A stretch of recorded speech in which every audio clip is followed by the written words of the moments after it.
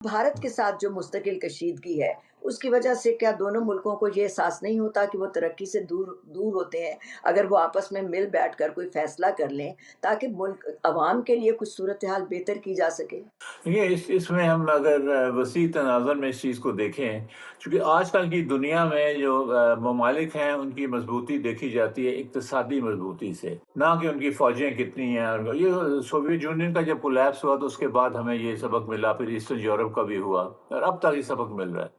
अगर इकोनॉमिकली आप मज़बूत हैं और आप अपने अदारे भी मज़बूत बनाते हैं, तो फिर आप एक मज़बूत मुल्क हैं।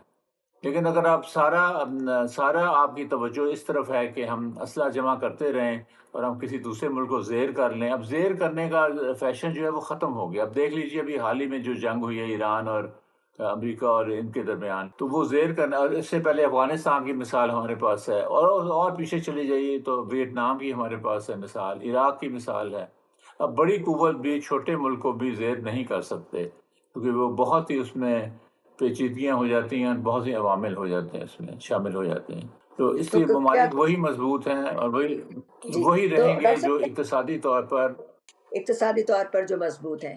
तो डॉक्टर साहब ये ज़रा बताइएगा कि क्या आप समझते हैं कि कभी ऐसा हो सकता है, वैसे आपने इसका तकरीबन जवाब पहले दे दिया है कि ये लीडरों पर भी मुनहसर है कि वो अवाम की राय का एहतराम करते हुए सारा कुछ करें, और दोनों मुल्कों के लीडरों पर भी। तो क्या ये हो सकता है कि पाकिस्तान और भारत भी कभी इक़्तिसादी शराकतदार बन सकें? या इसमें ये है कि भारत इक़्तिसादी सतह पर बहुत आगे है और उसके लिए पाकिस्तान को बहुत ज़्यादा स्ट्रगल करना पड़ेगी? कि ये फिर हम मिसालें अगर तारीख से लें, एनालॉजी लगाएँ, तो तब मुमकिन है। जी, फ्यूचर का हम नहीं कुछ कह सकते, लेकिन एनालॉजी अगर हम लगाएँ, जर्मनी और फ्रांस जी। देख लीजिए, आपस में शदीद लड़ाई, इनकी जंग दूसरी जंग अज़ीम हुई, जिसमें लाखों लोग मारे गए, लाखों का नुकसान हुआ। लेकिन अब वो यूरोपियन यूनियन सारी वो तकरीबन एक है, वो एक ही सिमत में वो चलते हैं, इक़्तिसादी मामलात हों, सियासी मामलात हों या दूसरे मामलात। तो हो तो सकता है इस तरह। जो कल के दुश्मन हैं वो कल के शिरकत कार बन सकते हैं। एक और मसला जो आजकल बहुत शिद्दत से सामने आया हुआ, भारत और पाकिस्तान के दरमियान पानी का मसला। बहुत से लोग इसे मुस्तकिल में होने वाली जंग भी की जंग करार दे रहे हैं।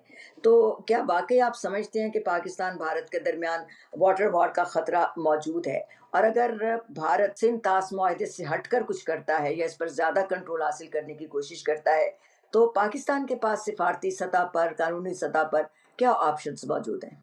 कि जी, अगर अगर वो तो करता है, इसका मतलब है कि पाकिस्तान को फिर प्यासा मारने की तरफ जाएँगे वो। प्यासा सिर्फ़ नहीं, आपकी ज़राअत है, और उस तरफ भी जाएँगे, तो वो तो फिर जो अगर आप दीवार के साथ किसी मुल्क को लगा दें, तो फिर वो तमाम तरीके इख्तियार करते हैं अपने दिफ़ा के लिए। पाकिस्तान के पास किस तरह का वो है कि वो कहाँ-कहाँ जा सकता है इस सारी सूरत-ए-हाल को जी, लेकर? सिफारती सबसे पहला ऑप्शन तो यही है कि आप वर्ल्ड बैंक के पास जाएँ, जिन्होंने ये मुआहदा करवाया था, अक़वाम मुत्तहिदा के पास जाएँ। और इसमें जो आज का असल में बेवजह प्रॉब्लम ये हो रहा है कि ये दुनिया में खला बहुत बड़ा हो गया है। इसमें जो बड़ी कुव्वत जिसको हम कहते थे सुपर पावर, वो अब नहीं रही।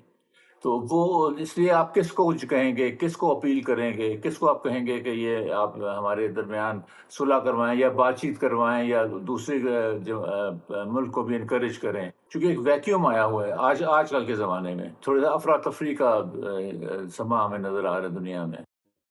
वो चीज़ नहीं बैठेगी और दुनिया फिर से अपने आप को नहीं ऑर्गेनाइज़ करेगी, तो ये मुश्किल तर होता जाएगा सारे ममालिक के लिए।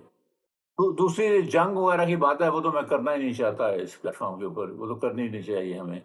हम ठीक है, सफ़ारती हल ढूँढना चाहिए, और जो ममालिक हैं जिनका असर है हिंदुस्तान के ऊपर भी, वो असर रखते हैं इक़्तिसादी तौर पर, सियासी तौर पर, उनसे अपील की जा सकती है, उनको कायल किया जा सकता है कि आप देखिए ये ज़्यादती हो रही है, और आप उनको मना कीजिए और उनको कायल कीजिए कि ऐसे ना वो करें। लेकिन किसको कहेंगे हम? इस अफ़रा-तफ़री की दुनिया में किसको कहेंगे?